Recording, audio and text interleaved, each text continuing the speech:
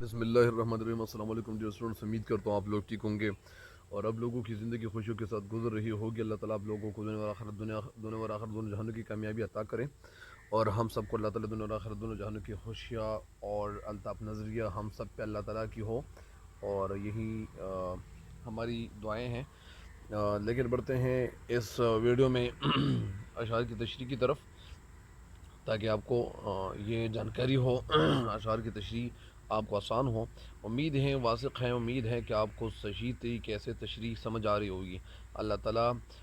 سے دعا ہے کہ انشاءاللہ آپ لوگوں کو کامیابی ضرور ملیں گی انشاءاللہ، اور آپ اپنی اسٹڈی جو ہے، اپنا مطالعہ جو ہے وہ جاری رکھیں، تاکہ آپ لوگوں کو کامیابی ضرور ملے۔ اور کامیابی کیوں نہیں ملے گی؟ جب آپ کا مطالعہ اتنا گہرا ہو، اتنا عمیق ہو، تو کامیابی تو ضرور ملے گی۔ اللہ تعالیٰ تو ہر کسی کو کامیابیاں عطا کرتا ہے۔ بہرحال ویڈیو میں جانے سے پہلے میرے چینل کو سبسکرائب کریں، تاکہ میرے چینل کے ہر جو فالوورز ہیں یا جو وہ دیکھتا ہے ان کو بھی فائدہ پہنچے۔ اور آج بڑھتے ہیں مزید اشعار کی تشریح کی طرف۔ بسم اللہ الرحمن الرحیم۔ خبردار اے سبک سارانی ساحل، یہی ساحل کبھی منجھار بھی ہے۔ خبردار سبک ساراں، سبک سارا کی کیا معنی ہے؟ سبک سارا کے معنی کیا ہے؟ سبک سارانی ساحل کے معنی ہے ساحل پہ آرام کرنے والے، یعنی جو خود کو خطرات سے محفوظ سمجھتے ہیں۔ یعنی سبک ساران کا مطلب یعنی لتعلق، وہ لوگ جو خود کو لتعلق سمجھتے ہیں، خود کو دور سمجھتے ہیں ساحل سے، کہ بس ہم تو دور ہے۔ یہی ساحل کبھی منجھار بھی ہے۔ منجھار وسط، درمیان، اس کو بھور بھی کہتے ہیں۔ بھور یعنی جو درمیان ہے، یہی ساحل کبھی، ساحل کی جمع سواحل ہے۔ خبردار یعنی ہوشیار، اس کا جو مفہوم ہے وہ کچھ یوں ہے: خبردار ساحل سے لاتعلق رہنے والوں، یہی ساحل کبھی سمندر کا وسط یا گرداب بھی بن جاتا ہے۔ یعنی یہی ساحل کبھی گرداب بن جاتا ہے، کبھی وسط بن جاتا ہے، درمیان بن جاتا ہے جہاں زیادہ پانی ہو۔ تو اس کا مفہوم تو یہ تھا۔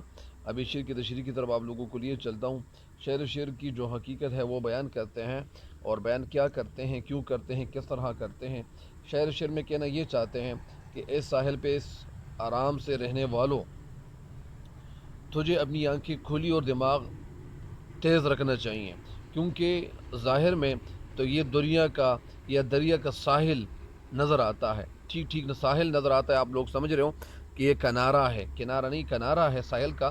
لیکن کبھی کہیں پر بھی نقصان پہنچانے والی گہرائی نہیں ہے۔ یعنی آپ یہ سمجھ رہے ہو کہ کئی ایسی جگہ ہمیں نظر نہیں آ رہی کہ وہاں ہمیں نقصان پہنچے، تو لیکن آپ کو یہ بتایا جا رہا ہے کہ یہ خبردار رہے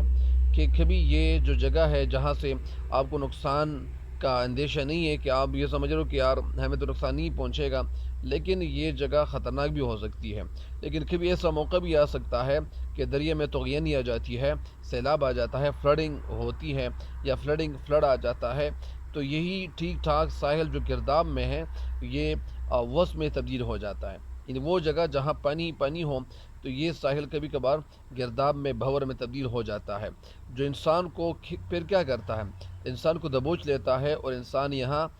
یعنی کیا ہوتا ہے، یہاں انسان یعنی وہ نگل لیتا ہے، اور یہ انسان موت کے منہ میں چلا جاتا ہے۔ اصل میں شاعر انسان کو دنیا میں محتاط بن کر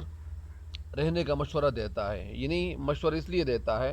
کہ انسان کو اس دنیا میں، یہ دنیا کی مثال ایک ساحل جیسی ہے۔ یعنی بہت سارے لوگ ایسے ہیں کہتے ہیں کہ یار ہمیں تو نہیں سمجھنا، یا اس طرح۔ اس کی ایک تشریح ایک دفعہ پھر آپ سنیں، تاکہ آپ کو مکمل آگاہی ہو۔ ساحل، اس شعر میں شاعر کہتے ہیں، اور ساحل پہ رہنے والوں سے مخاطب ہو کر کہتے ہیں کہ خبردار ہو جائیں، یہ بات ہر کسی کو معلوم ہونا چاہیے کہ تمام خطروں سے پوری طرح محفوظ نہیں ہو۔ یعنی سارے خطرے تمہارے ادھر ادھر وہ منڈلا رہے ہیں، دکھائی دے رہے ہیں، لیکن آپ کو دکھائی نہیں دے رہے۔ مد جزر کے جو زیر اثر جو پانی کا جو دور دور کناروں پر پھیل جاتا ہے، کبھی کبھار جو ویوز آ جاتے ہیں، اور ان ویوز کی وجہ سے، موجوں کی وجہ سے، وہ جگہ جہاں پانی نہیں ہوتا وہاں پانی چلا جاتا ہے، بہہ کے چلا جاتا ہے، اور اس کے نتیجے میں کناروں پر رہنے والے جو لوگ ہوتے ہیں وہ محفوظ نہیں رہ سکتے، ظاہری بات ہے۔ اور زیادہ تر یہ جو سیلاب کے دن ہوتے ہیں، زیادہ تر جو برسات کے مہینے ہوتے ہیں، ان مہینوں میں زیادہ تر احتیاط کرنی چاہیے۔ کبھی کبھار دریا یا سمندر کا جو ساحل ہے، وہ ساحل یعنی کنارہ، وہ کبھی کبھار یعنی منجھار میں یا وصف میں بن جاتا ہے، تبدیل ہو جاتا ہے۔ جہاں شاعر کہنا یہ چاہتے ہیں کہ جن لوگوں کو، یعنی اس کا مطلب یہ ہے کہ جن لوگوں کو زندگی تمام سہولیات سے، یعنی جو لوگ زندگی گزار رہے ہیں اور ان کے پاس ساری سہولیات موجود ہیں، یعنی جن لوگوں کو زندگی تمام آسائشیں اور سہولیات ان کے پاس موجود ہے، کچھ لوگوں کے پاس آرام اور سکون سے وہ زندگی بسر کر رہے ہیں، لیکن انہیں پریشان حال اور مصیبت زدہ لوگوں کے احوال سے لطف اندوز نہیں ہونا چاہیے۔ یعنی یہ سمجھنا نہیں چاہیے کہ ہمارے پاس جو دولت ہے یہ ہمیشہ ہمارے ساتھ رہے گی، بلکہ ان کو کسی پہ استہزاء اور کسی پہ لعنت ملامت، یا کسی کے پیچھے یا وہ ہنسی مذاق کرنا، یعنی یہ نہیں کرنا چاہیے، بلکہ ان کی پریشانی اور مصیبت میں کمی کرنے کی کوشش کرنی چاہیے۔ یہ ایسا کرنا چاہیے کہ یار یہ جو انسان ہیں ان کے ساتھ مدد کرنی چاہیے تاکہ انسان اٹھ جائیں، اور ان کے اندر کچھ نہ کچھ ایسا حوصلہ ہو، ان کے پاس ان کے ساتھ پیسوں کی مدد کرنی چاہیے، جانی اسی طرح کچھ ایسی مدد کرنی چاہیے کہ ان کی حالت بہتر ہو، بلکہ ان کی پریشانی اور مصیبت میں کمی کرنے کے حوالے سے سوچنا چاہیے انسان کو، کیونکہ خود انہیں بھی ایسی ہی صورتحال سے واسطہ پڑ سکتا ہے۔ یعنی یہ انسان جو زندگی گزار رہا ہے خوشیوں میں، یعنی اس کا دوسرا مطلب یہ لے رہے ہیں کہ جو انسان، یعنی جس طرح ساحل پہ بہت سارے لوگ وہ زندگی گزار رہے ہیں، وہ کہتے ہیں کہ یار یہ تو ساحل ہے، کنارہ ہے، لیکن وہ زندگی گزار تو رہے ہیں، لیکن شعر کہتے ہیں کہ ان لوگوں کی مثال ایسی ہے ساحل پہ رہنے والوں کی، کہ جس طرح کسی کے پاس دولت ہو، پیسے ہو اور گاڑیاں ہو، ان کے ساتھ ساری سہولتیں موجود ہوں، لیکن اس کے باوجود وہ زندگی تو ہنسی خوشی گزار رہے ہیں، لیکن ان کو یہ خیال اور ان کے اندر، یعنی ان کے دل میں ایسی سوچ ہونی چاہیے کہ یہ جو دریا کا جو وسط ہے اور یہ جو ساحل ہے، یعنی یہ میرے پاس جو دولت ہے یہ کبھی کبھار یہ جا بھی سکتی ہے، یہ میں بھی ان پریشانیوں میں پڑ سکتا ہوں، تو اسی وجہ سے کیونکہ انہیں بھی ایسی صورتحال سے واسطہ پڑ سکتا ہے، اس کا مفہوم یہ بھی ہو سکتا ہے کہ انسان تناسانی سے اور تناسانی کے لیے یا تناسانی سے بچ جائیں، اس کے لیے مصیبتیں اور جو زندگی گزارنے میں جو مصیبتیں ہیں کبھی کبھار، یعنی اگر انسان تناسان ہو اور پھر وہ کچھ نہیں چاہتے ہو، یا اس طرح کچھ کرنے کے لیے اگر وہ کچھ محنت نہ کریں اور محنت نہ کرتا ہو یا ان کی محنت جاری نہ ہو، تو پھر ظاہری بات ہے کہ انسان کبھی کبھار، یعنی اسی ساحل اور اسی یہ جو درمیان ہے، یہ جو جگہ ہے، اسی سے یہ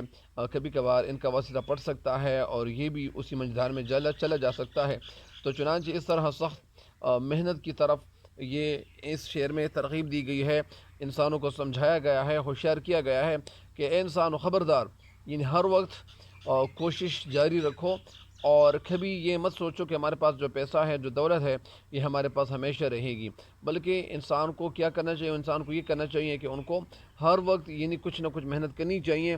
اور وہ اگر یہ ابھی آج کل اگر وہ خوشیوں کے دن گزار رہے ہیں تو ان کو یہ بھی کرنا چاہیے کہ کبھی کبھار خوشیوں کے دن ختم بھی ہو سکتے ہیں اور کچھ دن غم کے بھی وہ گزار سکتے ہیں، تو اسی وجہ سے ہر انسان کو خبردار رہنا چاہیے۔ تو اس کا دوسرا مطلب یہ ہے، پہلا مطلب بھی سمجھا دیا، دوسرا مطلب بھی سمجھا دیا، تو اس شعر کی تشریح تو مکمل ہو گئی ہے، اور انشاءاللہ نیکسٹ شعر کی تشریح انشاءاللہ پھر کریں گے، تب تک کے لیے میں اجازت چاہتا ہوں، اللہ نگہبان۔